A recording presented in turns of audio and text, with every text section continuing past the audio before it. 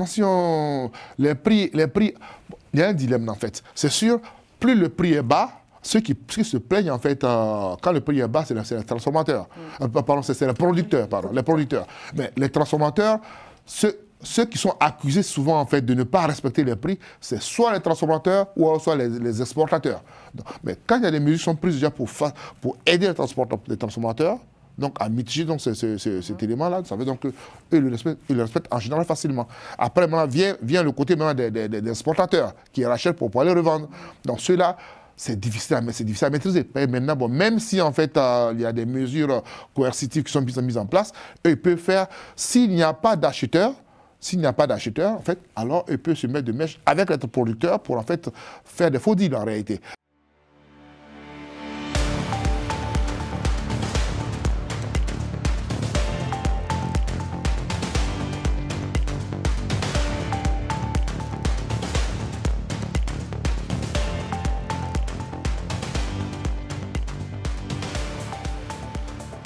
Bienvenue dans Multipolaire, ravi de vous retrouver.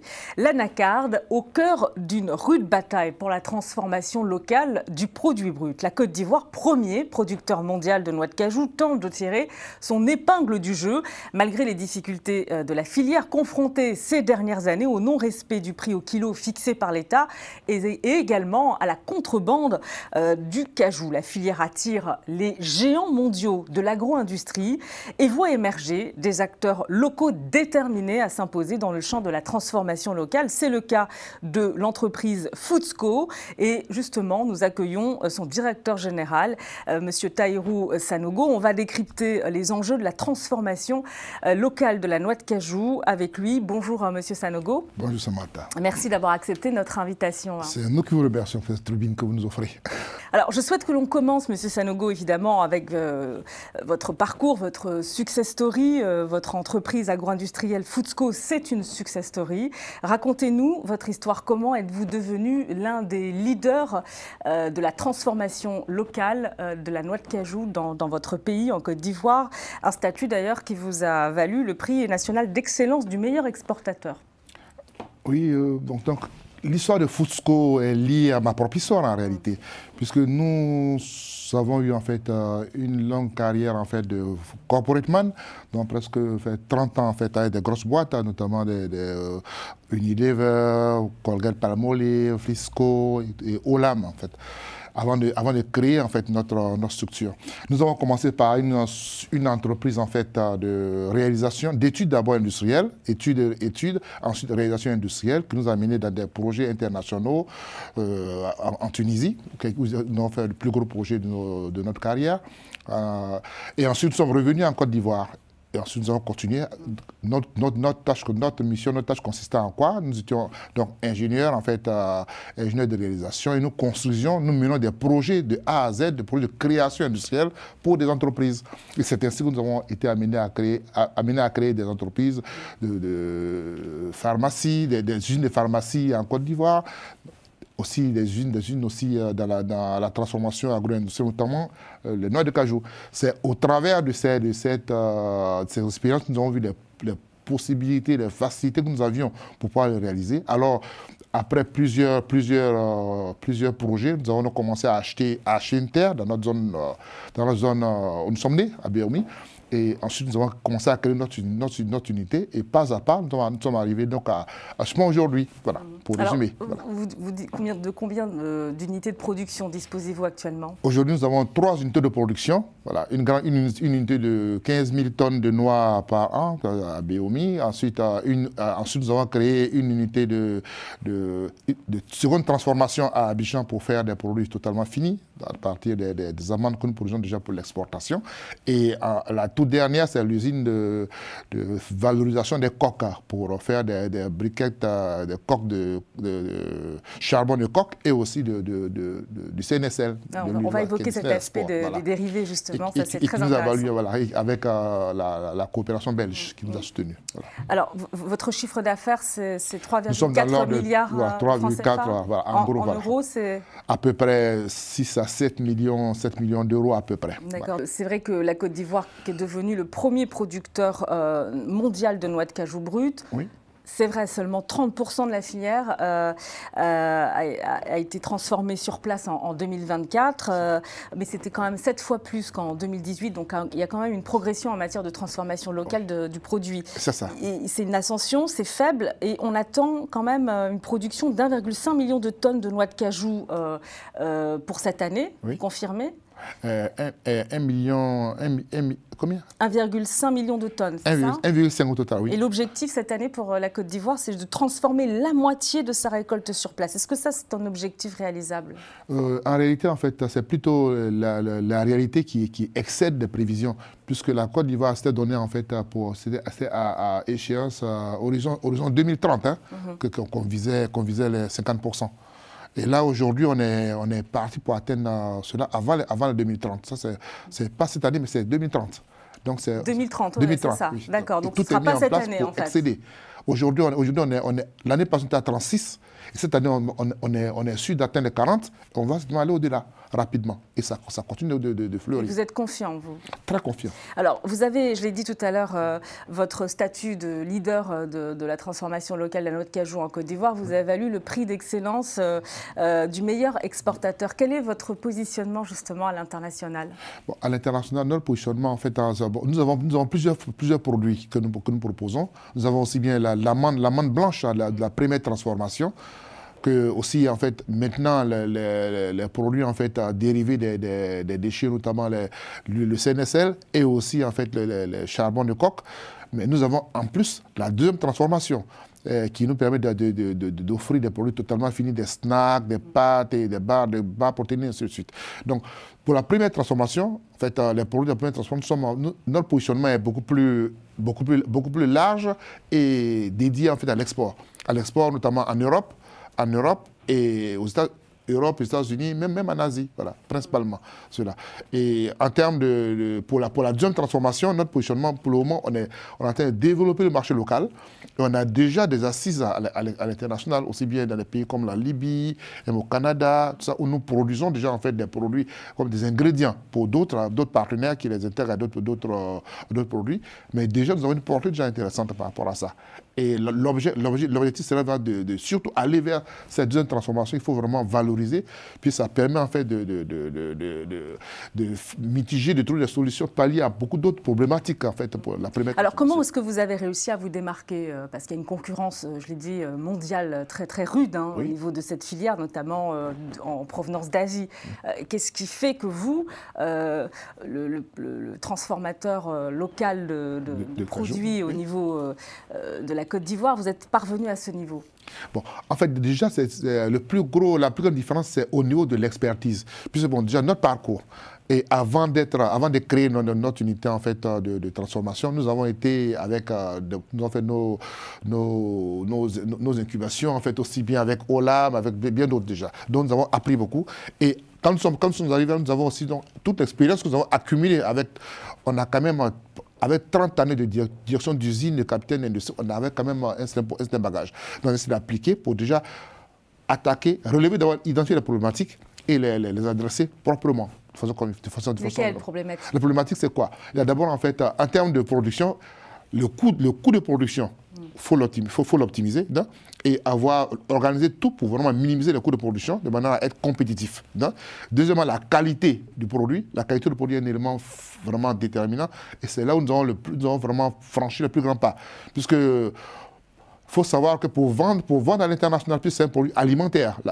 Destiné à l'industrie alimentaire, la sécurité alimentaire des produits est quand même critique. Donc, sans avoir certaines certifications, on ne peut pas vendre à l'international. Sinon, en fait, on est destiné à vendre à des entrepreneurs qui les reprennent pour les retraiter avant de les revendre. Donc, ça, c'était d'ailleurs une remarque des producteurs locaux ivoiriens à une certaine époque. Exactement. La qualité de la noix de cajou qui faisait défaut. Qui fait défaut. La qualité. Et donc, ça, on a pallié en fait, ce problème-là par la formation, par les certifications. On a eu pas mal d'appui.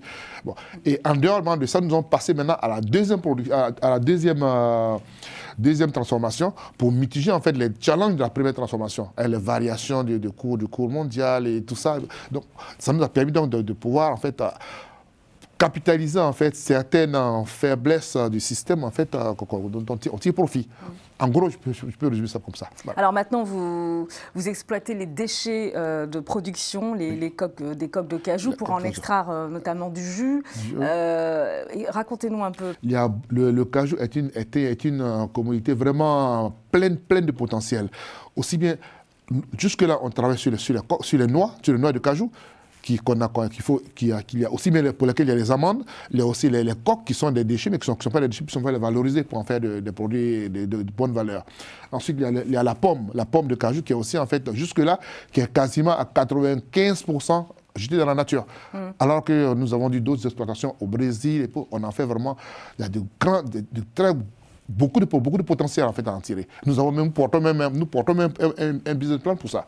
Donc, et vous venez de sceller un partenariat avec la Belgique, des partenaires institutionnels. Oui. Pour quelle raison d'ailleurs? Pourquoi aller chercher des partenaires à l'extérieur et pas le partenariat rester au niveau national? Vous avez besoin d'investissement? Nous avons besoin d'investissement.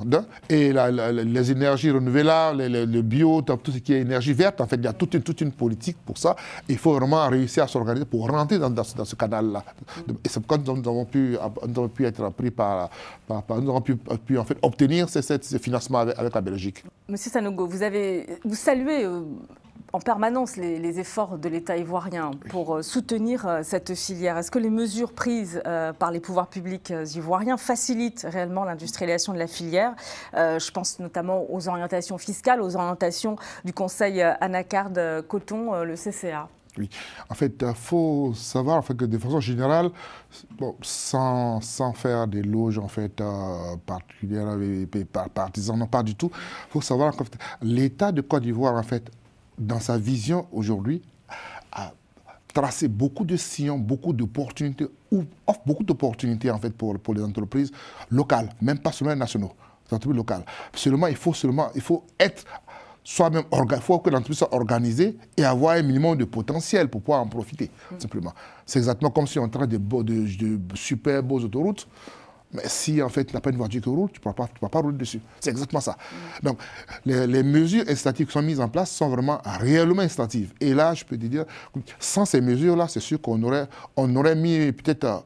Peut-être qu'on serait arrivé là, mais on aurait mis beaucoup plus de temps encore et beaucoup plus de difficultés pour arriver où nous en sommes.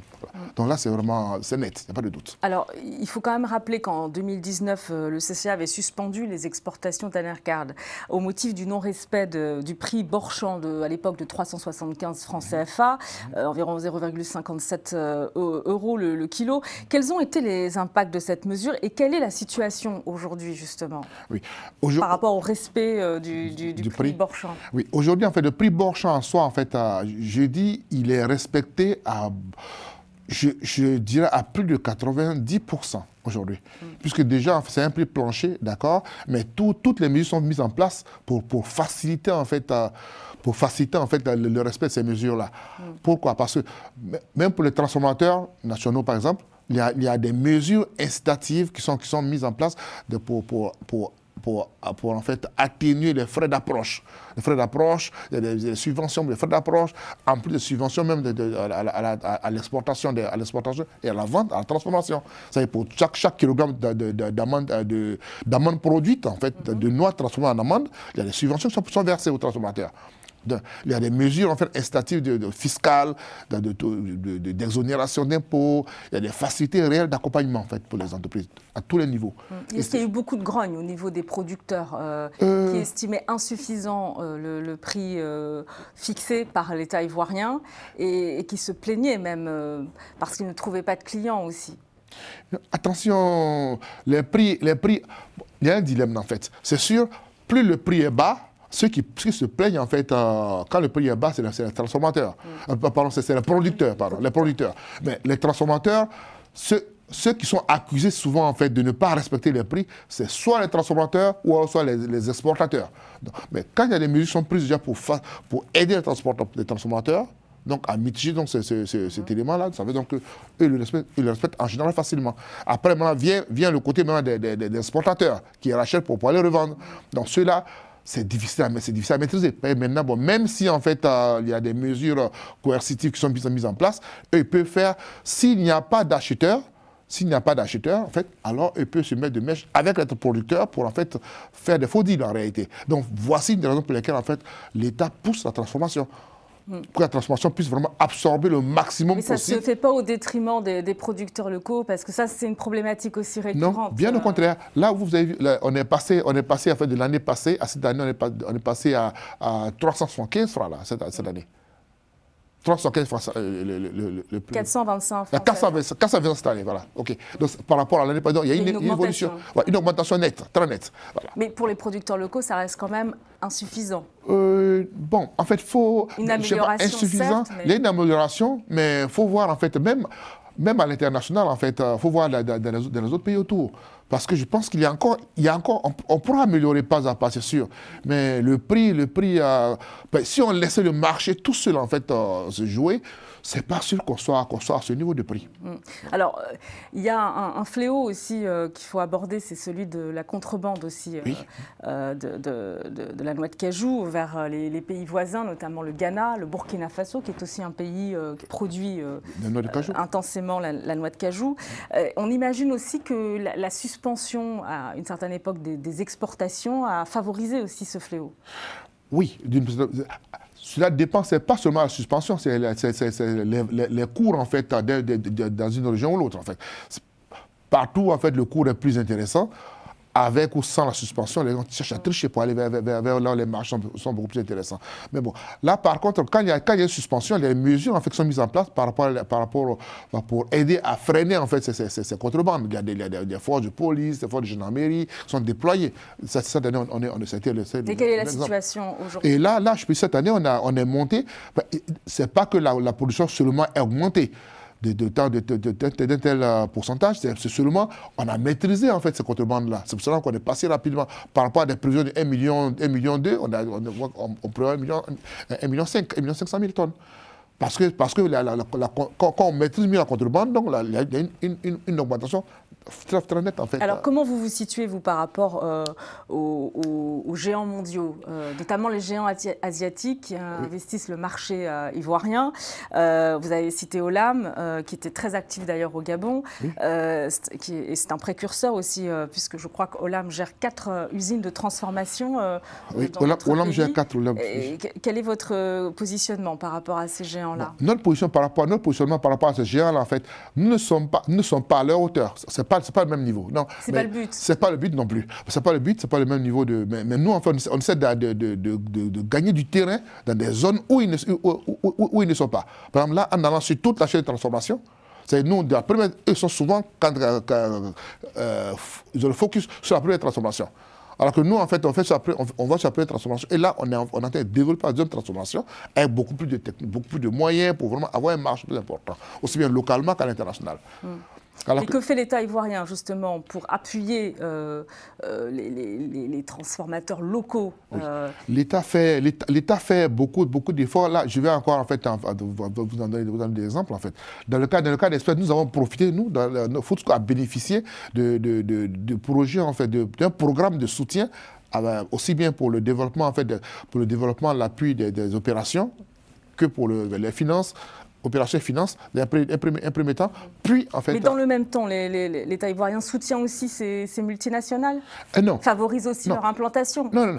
L'État met en place, crée un environnement favorable en fait, pour attirer tous ces investisseurs, tous ces investissements-là. Mais pour le développement, par exemple, ce n'est jamais en fait des multinationales qui ont fait le développement des pays en réalité. Ça, c'est nos débats. Mais en gros, l'État essaie aussi de développer surtout en fait un vivier national de transformateurs nationaux qui puisse vraiment être compétitif. Mais dans quelle mesure, globalement, aujourd'hui, la Côte d'Ivoire tire réellement profit de cette filière noix de cajou qui est dominée par des géants mondiaux asiatiques singapouriens? Oui, l'État tire, la Côte d'Ivoire, l'État tire de grands profits, aussi bien en termes d'emploi, en termes de valeur ajoutée par rapport à l'économie, et en termes de taxes et tout ça, bien sûr. Donc je pense que là c'est évident. Il n'y a pas de doute sur ça. Donc vous ne craignez absolument pas cette ouverture, justement, non, cette ouverture, de la filière à ces géants-là? Non, cette ouverture, il faut toujours, en fait, la maintenir. C'est une bonne chose, la démarche est bonne.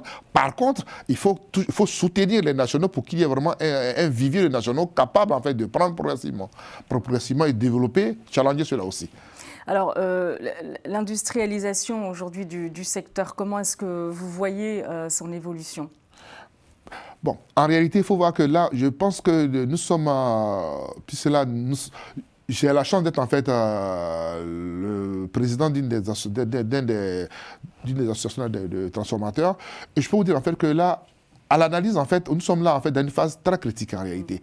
Dans les 3 années, maximum 5 années à venir, il y a en fait, il va y avoir la filière, c'est-à-dire le secteur va être mature. Donc toutes les mesures qui doivent s'imposer aujourd'hui, si en fait on n'a pas fait on n'a pas fait les bons pas, on n'a pas eu les bonnes approches aujourd'hui, dans 5 ans, sera compliqué, un peu comme l'a été devenu pour le cacao qui est en train de repartir. Voilà.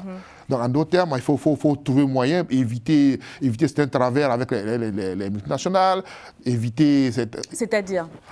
Éviter, bon, dans le jargon, on dit qu'il faut éviter en fait de laisser le lourd entrer dans la bergerie. Donc il faut que la Côte d'Ivoire exploite de façon souveraine cette filière, mais toutes ces filières. Exactement. Il faut que la Côte d'Ivoire ait un droit de regard et ait un certain contrôle en fait de toutes ces ressources-là. Éviter qu'elles soient exploitées directement jusqu'à la production. Sinon, le risque, c'est quoi pour les entreprises de transformation locales? Local, déjà, c'est de tuer, si cela n'est pas fait, ça va tuer les entreprises locales, et ces entreprises locales sont tuées, les entreprises multinationales. C'est vraiment juste, j'allais dire, des spéculations. Et tant que ça va, on en tire le maximum. À la première opportunité, on jette pas de choses. Et comment s'est noué, par exemple, là, votre partenariat avec la Belgique, les partenaires institutionnels? Comment est-ce que vous nouez ce partenariat aujourd'hui de manière à garder la main? Oui, nous, là, c'est principalement, en fait, c'est un partenariat principalement de partenariat financier. Financement, il nous accorde les financements, et il y a un appui technique en fait, un appui technique pour nous aider. Mais nous avons totalement la main. Ils sont pas dans notre capital, ils interviennent, il y a des conventions pour nous aider à nous développer. Ils nous mettent des moyens aussi, des moyens techniques en fait pour nous encadrer, faire des études, ils nous apportent des consultants, et pour la plupart des projets, on apporte maximum, c'est maximum 20-25%. Exactement comme dans d'autres projets de l'État, par exemple comme dans le cas de Frémine et autres, avec l'ADCI, pour préparer l'ouverture de la zone de libre-échange, qu'il y a un très gros projet dans ce sens-là qui fait participer en fait. Alors puisque vous évoquez la zone de libre-échange, oui, quelles sont les ambitions au niveau continental en termes d'exportation aujourd'hui? Est-ce que vous visez l'international? Oui, on vise l'international, mais imaginez qu'on ait un marché en fait, commun en, fait, en Afrique, à rien que là, ce serait d'Abidjan à Johannesburg, d'Abidjan en fait, à Tripoli, ça devient vraiment tout, ça change la donnée. Là, on passe de 24 millions, même si on a 200 millions à l'UEMOA, ça veut dire que toute l'Afrique, ça change complètement. Mais ça change complètement, d'accord, mais il faut aussi être... Vous ne trouvez pas ça trop lent aujourd'hui, les évolutions, notamment au niveau de cette fameuse zone de libre-échange continentale? Oui, j'ai dit c'est lent, mais peut-être c'est plus facile d'aller chercher des partenaires à l'extérieur et d'exporter. Il faut trouver des partenaires extérieurs. Il est important de s'organiser et d'être compétitif. Quand on s'organise, qu'on est compétitif, qu'on a la qualité, on a le prix qu'il faut, alors on est tranquille, que ce soit à l'international, comme au local ou bien au régional, il n'y a pas de souci. Mais si en fait aujourd'hui cette zone de libre-échange allait trop rapidement, les entreprises locales en auraient payé le prix. Ce serait quoi aujourd'hui le point fort pour Foodsco aujourd'hui, pour se démarquer au niveau de Foodsco, pour se démarquer des géants mondiaux, investir dans la RSE, la responsabilité sociétale des entreprises, respecter les normes aussi environnementales? Nous y sommes déjà, et ça c'est une de nos clés de différenciation. Nous avons mis une fondation, Foodsco est une fondation, pour vraiment rayonner sur notre zone d'activité, dans tout le département de Biomi. Nous avons des programmes d'appui aux femmes, aux jeunes, et même de développement local en fait. On s'implique sérieusement. Mais la RSE est fondamentale, parce qu'en fait, une entreprise doit être une entreprise qui n'est pas citoyenne, qui n'a pas une RSE conséquente, elle n'ira pas loin, tout simplement. Puisque bon, en dehors même des conflits. Comment elles évoluent aujourd'hui comment évoluent vos concurrents internationaux sur le marché ivoirien à ce niveau? Ils agissent en faveur de cette RSE? Oui. Est-ce qu'ils respectent les normes environnementales? Ah, oui, il y a beaucoup de critiques aussi à ce niveau-là. Oui, il y a beaucoup de critiques, mais en fait, il faut savoir qu'en Côte d'Ivoire, il y a des règles en fait, de plus en plus corsées en termes d'environnement. En termes d'environnement, c'est progressif, mais c'est quand même de plus en plus pour corser, pour amener tout le monde à s'aligner, à respecter en fait les règles environnementales. Et même en termes de RSE, il y a aussi une incitation en fait à faire des actions citoyennes pour vraiment agir pour avoir un impact en fait sur la population. Ça, c'est aussi un élément important. Pour terminer, c'est vrai que la Côte d'Ivoire, elle a fait un bond quand même assez significatif dans ce domaine de la transformation locale des matières premières. Mais on voit bien le retard sur le continent à ce niveau. On voit que c'est difficile dans d'autres pays voisins, notamment aussi dans d'autres régions du continent, en Afrique centrale par exemple. Comment vous l'expliquez? Moi, en fait, de mon point de vue, l'environnement global créé par l'État, les États, est important, oui. Mais le plus gros, et c'est peut-être un devoir régalien de l'État, peut-être aussi, c'est la formation et la qualité des hommes. Tout réside dans ça, en réalité. Donc, tout ce qu'on fait, si les hommes sont là, tout partira tout seul, en fait. Vous avez évoqué l'expertise tout à l'heure. L'expertise est fondamentale, l'expertise, la connaissance, en fait. Parce que même ce métier, en fait, il y a ce métier, en fait, de transformation de noix de cajou, il est dit très difficile, complexe, mais c'est juste de formation, de connaître le métier. Voilà. On ne peut pas s'improviser, en fait, transformateur de cajou. Pas possible. Non. On ne s'improvise pas. Il faut l'apprendre, il faut le connaître, comme tout métier, comme tout business. Voilà. Si tu ne l'ignores pas, tu vas fermer boutique. Il n'y a rien à faire. Et qu'est-ce qu'on peut vous souhaiter pour l'avenir, justement? Comment est-ce que vous voyez la prochaine décennie oui, en fait, stratégie de développement et beaucoup de choses. Nous avons besoin, en fait, bien sûr, pour notre soutenabilité, notre durabilité, en fait, d'augmenter en termes de volume de chiffre d'affaires. Et là, nous sommes en train de travailler dans ce sens-là pour atteindre au moins 5 à 10 fois notre volume de business aujourd'hui, pour avoir une volume plus importante, pour résister mieux à toutes les aléas. Ça, c'est ce qu'on peut nous souhaiter de mieux, qu'on le réussisse déjà. Mais là, pour le faire, il nous faut davantage de faciliter les financements, notamment pour aussi bien les CAPEX que les OPEX, c'est-à-dire les fonds de roulement, tout ça, pour le fonds de financement pour le fonds de roulement. Ça, c'est un aspect. Mais je pense que là aussi, progressivement, les choses se facilitent pour nous. Donc vous seriez prêt à ouvrir votre capital Et oui, nous allons le rechercher. On ne peut pas rester, il faut forcément ouvrir son capital. Voilà, on ne peut pas, nous recherchons, nous sommes des partenaires techniques ou financiers pour en fait ouvrir notre capital. Nous avons même déjà des teasers, nous avons déjà lancé des campagnes, nous avons commis déjà des cabinets à cet effet, pour notre développement. Très bien. Merci beaucoup, Monsieur Sanogo. Merci d'être venu dans cette émission multipolaire pour évoquer un peu les enjeux de la transformation locale des matières premières qui sont extrêmement convoités, très convoités partout. Et c'est vrai que vous êtes un peu un exemple de réussite. On vous souhaite évidemment le meilleur. Merci d'avoir été avec nous. Et merci à vous de nous avoir suivis. Merci à Romain Clicquot-Deminck et à Moustapha Kanté pour la réalisation de cette émission. Vous retrouvez bien sûr Multipolaire sur nos réseaux sociaux. À la semaine prochaine.